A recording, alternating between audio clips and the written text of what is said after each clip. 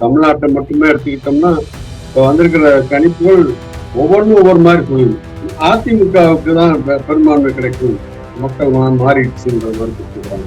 3வது இடம் கொடுத்து வைத்திருந்த தாவேக்காவுக்கு முதலிடத்திலே வைக்கிறாங்க.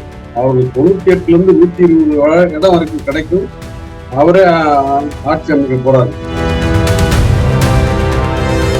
ஜெயிக்கிற கட்சிக்கு ஓட்டு போடுற மனநிலை என்பது அது ஒரு மோசமான மனநிலை.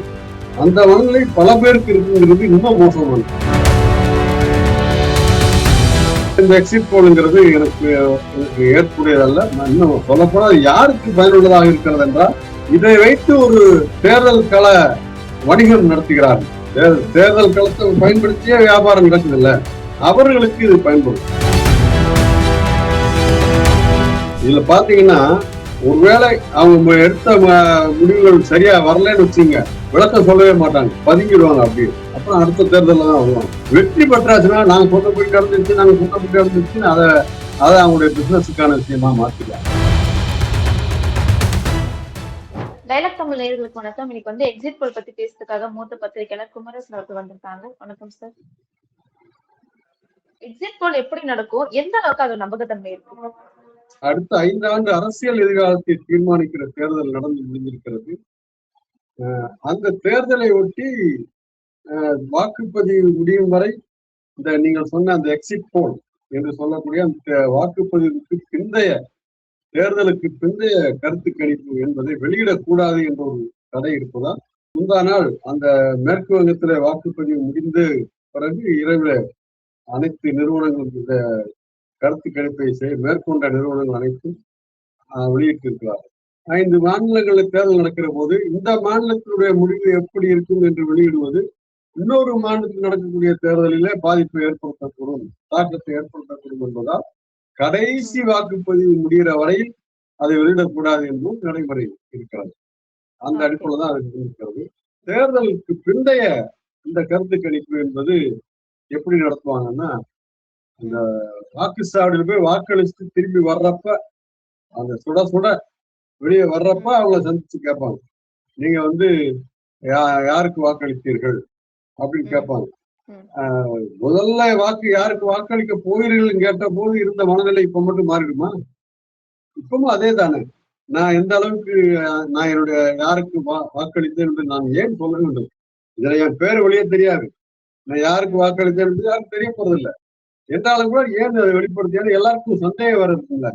இது எந்த அளவுக்கு ரகசியமாக பாதுகாக்கப்படும் இதெல்லாம். அதனால அந்த தயக்கங்கள் எல்லாம் மீறி சொல்லுகிறவர்கள் தான் பதில் சொல்வார்கள். ஆகவேதான் 100% வாக்காளர்களிடமும் கேள்வி கேட்கப்படுவதில்லை. கண்ணில் அப்படியே சில பேரை ரேண்டமா தேர்வு செஞ்சு அப்படித்தான் அந்த கணிப்புகள் மேற்கொள்ளப்படும். அதே போல 100% துல்லியமான முடிவுகளும் வருவதில்லை. நீங்களே பார்க்கலாம். இப்ப வந்திருக்கிற தமிழ்நாட்டை மட்டுமே எடுத்துக்கிட்டோம்னா, இப்ப வந்திருக்கிற கணிப்புகள் ஒவ்வொன்றும் ஒவ்வொரு மாதிரி சொல்லுது. ஒரு பெரும்பாலான முடிவுகள் ஒரு கருத்தை சொல்கின்றன, திமுக கூட்டணி வெற்றி பெறும், மீண்டும் ஆட்சி அமைக்கும் என்று. ஆனா ஒரு அமைப்பு வந்து அதிமுகவுக்கு தான் பெரும்பான்மை கிடைக்கும், மக்கள் மாறிடுச்சுன்ற மாதிரி கொடுத்துக்கிறாங்க. இன்னொரு அமைப்பு ரொம்ப அதிரடியா 3வது இடம் கொடுத்து வைத்திருந்த தாவேக்காவுக்கு முதலிடத்திலே வைக்கிறாங்க. அவருக்கு 98ல இருந்து 120 இடம் வரைக்கும் கிடைக்கும், அவரே ஆட்சி அமைக்க போறாரு. எந்த அளவுக்குன்னா, அவர் வந்து வேட்பாளர்கள்லாம் தன்னை வந்து பார்க்க சொல்லி முடிவு வந்த உடனே நேர பனையூருக்கு வந்துருங்க அப்படின்னு சொல்ற அளவுக்கு இந்த எக்ஸிட் போல் வந்து இவங்கெல்லாம் யோசிக்க வச்சிருக்கிறது. ஆனா எனக்கு தனிப்பட்ட முறையில அந்த தேர்தலுக்கு முந்தைய கருத்து கணிப்பு என்பதிலும் எனக்கு உடன்பாடு கிடையாது. ஏனென்றால் அது வந்து என்ன விளைவை ஏற்படுத்தும் என்றால், சில ஒரு பகுதி அந்தந்த அரசியல் அணியோடு உறுதியாக நிற்கிறவர்கள் மாறப்போவதில்லை. திமுக அணிக்குத்தான் என்னோட ஆதரவு முடிவெடுத்து விட்டால் மாற மாட்டார். அதே போலதான் ஒவ்வொரு அதிமுக அணிக்கு மற்ற அணிகளுக்கெல்லாம். ஆனா ஒரு பகுதி மக்கள் எப்பவுமே என்ன செய்வாங்கன்னா, அவ்வளவு ஒரு தெளிவான அரசியல் முடிவோடு இருக்க மாட்டார். இப்போ மார்க்சிஸ்டுகளுக்கு வாக்களிக்க வேண்டும் என்று முடிவெடுக்கிற ஒருவர் எந்த காலத்திலாவது மாறுவாரா? அப்ப மார்க்சிஸ்ட் கட்சிக்கு வாக்களிப்பாரு, அல்லது அவங்க அவங்க யாருக்கு ஆதரவா இருக்கிறாங்களோ அந்த பக்கம் ஆதரவு இப்படிலாம் இருப்பாங்க. ஆனா ஒரு பகுதியினர் என்ன செய்ய இருப்பாங்கன்னா, எந்த முடிவு எடுக்காம யாரு வெற்றி பெறுவாங்களோ அவங்களுக்கு வாக்களிச்சுட்டு போகலாம். அதான் நம்ம பாதுகாப்பு. அப்பதான் நமக்கு வேண்டியதெல்லாம் கிடைக்கும், மக்களுக்கு வேண்டியதெல்லாம் கிடைக்கும் அப்படின்னு ஒரு ஜெயிக்கிற கட்சிக்கு ஓட்டு போடுற மனநிலை என்பது அது ஒரு மோசமான மனநிலை. அந்த மனநிலை பல பேருக்கு இருக்குங்கிறது இன்னும் மோசமானது. அவர்களை ஊக்குவிப்பது போல இருக்கு. இப்ப எக்ஸிட் போல் வந்து திமுக கூட்டணிக்கு தான் மெஜாரிட்டின்ட்டு எல்லா இதுவும் சொல்றாங்க. இது வெறும் ஆளுங்கட்சிக்கு ஆதரவான அலையா இல்ல இதை நம்பலாமா வேண்டாமா? இந்த கேள்விக்கு பதில் சொல்றதுக்கு முன்னாடி அந்த நேரத்துல நானே ஒரு கேள்வியோட முடிச்சேன். அதுக்கு ஒரு பதில் சொல்லிக்கலாம். ஏன் எக்ஸிட் போல் வந்து முழுமையாக ஏற்றுக்கொள்ள முடியாததாக இருக்கிறது என்னன்னா, தேர்தலுக்கு முந்தைய கருத்து கணிப்பு எப்படி வாக்காளர்கள் மனங்களிலே போய் தாக்கம் செலுத்தும் என்று பார்த்தோமோ, அதுபோல பிந்தைய கணிப்புகள் என்பவை என்ன செய்யும்னா, அந்த தலைவர்கள் இருக்காங்கல்ல, கட்சிகள், அவர்கள்ட போய் சில மாற்றங்களை ஏற்படுத்துவதற்கான வாய்ப்பு. உதாரணமா, ஒரு திட்டவட்டம் தீர்மானகரமா இந்த கட்சி தான் வெற்றி பெறும், இந்த அணி பின்னாடி போயிடும் அப்படின்னு திட்டவட்டமான ரிசல்ட் வராம ஒரு மாதிரி இழுபறியா இருந்துச்சுன்னு வைங்க, இழுபறியா இருக்கிறதாக அந்த கருத்து கணிப்பு சொல்லுன்னு வச்சுக்கோங்க, என்ன நடக்கும்? அப்ப ஒரு பெரிய கட்சி வேற சில கட்சியில சேர்ந்தவங்களை விலை பேசி வச்சிருவோம், ஒரு அவங்கதான் ஜெயிச்சு வந்தாங்கன்னா அப்படியே உள்ள இழுத்துக்கலாம் அப்படின்னு பணபேரம்லாம் நடக்காது. அவங்க ஜெயிப்பாங்களா மாட்டாங்களான்னு தெரியாது என்றாலும் கூட அதற்கான முயற்சிகள் இறங்கி விடுவார். இதுவும் ஜனநாயகத்துக்கு கேடுதான். ஆகவேதான் இந்த எக்ஸிட் போலுங்கிறது எனக்கு ஏற்புடையதல்ல. நான் இன்னும் சொல்லப்போனா யாருக்கு பயனுள்ளதாக இருக்கிறது என்றால், இதை வைத்து ஒரு தேர்தல் கள வணிகம் நடத்துகிறார்கள். தேர்தல் களத்தை பயன்படுத்தியே வியாபாரம் நடக்குது இல்ல, அவர்களுக்கு இது பயன்படும். இதுல பாத்தீங்கன்னா, ஒருவேளை அவங்க எடுத்த முடிவுகள் சரியா வரலன்னு வச்சுங்க, விளக்கம் சொல்லவே மாட்டாங்க, பதுங்கிடுவாங்க அப்படியே. அப்புறம் அடுத்த தேர்தலில் தான் வருவாங்க. வெற்றி பெற்றாச்சுன்னா நாங்க சொன்னபடி நடந்துருச்சு, நாங்க சொன்னபடி நடந்துருச்சுன்னு அதை அவங்களுடைய பிசினஸுக்கான விஷயமா மாத்திடுவாங்க. இப்படி பல்வேறு அம்சங்கள் இருக்குன்னு வச்சுங்க. இப்ப நீங்க சொல்கிற இந்த நீங்க கேட்ட அந்த கேள்வி, இங்க பெரும்பாலான கருத்து கணிப்புகள் திமுக அணிக்கு தான் மீண்டும் வெற்றி வாய்ப்பு என்பதை காட்டுவதாக அப்படிதான் இருக்கு ஒரு செய்தி. அதுதான் உண்மையும் கூட. அதாவது அந்த கருத்து கணிப்பு அப்படித்தான் சொல்லியிருக்கின்றன. இது வந்து நீங்க என்ன கேக்குறீங்க, இது வந்து ஆளுங்கட்சிக்கு சாதகமான மனநிலையான்னு கேக்குறீங்க. ஆளுங்கட்சிக்கும் ஆளுங்கட்சியுடன் கூட்டணி அமைத்திருக்கின்ற மற்ற கட்சிகள் இவரும் தொடர்ந்து மக்களிடையே செய்து வந்திருக்கிற கருத்து பரப்புரைகள் உண்மையில எடுத்து, ஏன்னா வெறுமனை எங்க கட்சிக்கு ஓட்டு போடுங்க நாங்க அதெல்லாம் செய்வோங்கிற அளவுக்கு அது அந்த அளவோட நிக்கல. அடிப்படையான இந்த நம்ம கடந்த முறையெல்லாம் பேசியிருக்கிறோம்.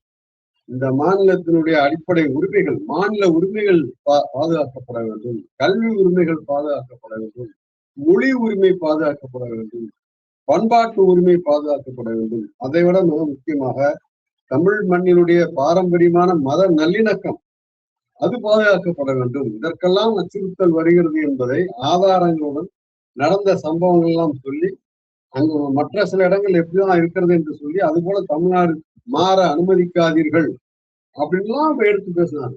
ஆகவேதான் இந்த ஆட்சியின் மீது மக்களுக்கு சில அதிருப்திகள் கூட இருக்கும். ஏன்னா ஒரு 5 ஆண்டுகள் இருக்கும்போது அவங்க எதிர்பார்த்த பல்வேறு விஷயம் நடக்காம கூட இருக்கும்.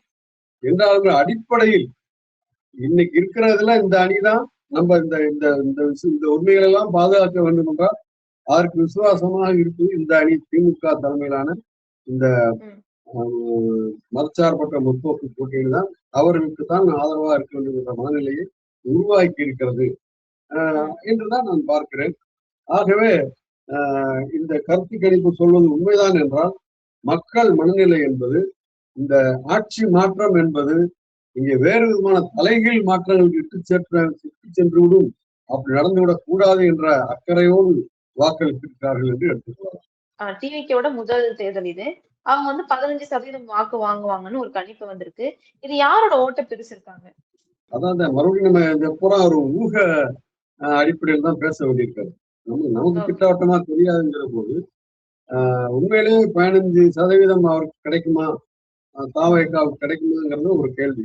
ஆனாலும் அவர் இந்த கணிப்பின்படி 15% அதாவது வெளியிலே வந்தவர்கள் உண்மையிலே மனம் திறந்து நாங்கள் இன்னாருக்குத்தான் வாக்களித்தோம் என்று பதிவு செய்திருந்தால், அந்த கணிப்பின்படி 15% என்று உண்மையாக இருந்திருந்தால், ஒரு பக்கம் திமுக அணி மீண்டும் வெற்றி பெறும் என்பது உறுதியை இந்த கணிப்பின்படி உறுதிப்படுத்துகிற போது யாருடைய வாக்குகள் எல்லாம் அதை பிடித்திருக்கிறது என்கிற போது, ஒன்று அதிமுக அணியிலான தலைமையிலான அந்த அணி, அதிமுக உண்மையான தலைமைன்னு பார்த்தா பிஜேபி, அதனுடைய அதிமுக தன்னுடைய தலைமைன்னு சொல்லிக்கலாம்னு அனுமதிக்கப்பட்டிருக்கிறது. இது அவர்களுடைய வாக்கு வங்கி குறைந்திருக்கிறது. மிக முக்கியமாக இன்னும் பிஜேபிக்கு இவருக்கும் வித்தியாசம் இல்லை போல இருக்கு என்று யோசிக்க வைத்த நாம் தமிழர் கட்சி.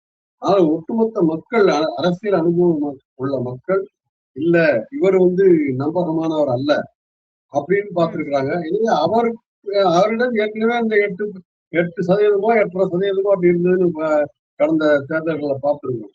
அதுல ஒரு கணிசமான சதவீதம் விஜய் பக்கம் போயிருக்கலாம், அல்லது விஜய் பக்கம் தான் போயிருக்குங்கிற அவசியம் கூட இல்லை. இங்கு தமிழகத்துல இந்த ஆட்சி தொடர வேண்டும் என்று விரும்பிய மக்கள் அந்த பக்கம் போயிருப்பாங்கல்ல. இப்ப இதெல்லாம் நம்ம யோசிக்கலாம் தான். இப்ப மக்களவை தேர்தலுக்கும் சட்டமன்ற தேர்தலுக்கும் மக்களிடையில ஓட்டிங் பேட்டர்ன் ஒரு பெரிய வித்தியாசம் தருதா? மக்களோட மனநிலை எப்படி இருக்கு? மக்களுடைய மனநிலை என்பது அவர்கள் அரசியல் தெளிவோடு இருக்கிறார்கள் என்பதை வெளிப்படுத்துவதாக இருக்கிறது. என்னவென்றால், நாடாளுமன்ற தேர்தல் வேறு, சட்டமன்ற தேர்தல் என்பது வேறு அப்படிங்கிற தெளிவான புரிதல் அவர்களுக்கு இருக்கிறது. சட்டமன்ற தேர்தலில் வாக்களிக்கிற போது இது இந்த சட்டமன்ற உறுப்பினர்கள் என்பது மட்டுமல்ல, தமிழகத்துடைய ஆட்சி யார் கையில் என்கிற அந்த தெளிவான முடிவோடும் சட்டமன்ற தேர்தலை அணுகுவார்கள். இந்த அடிப்படையான வேறுபாட்டை நாம் பார்க்கிறோம். கருத்துக்கும்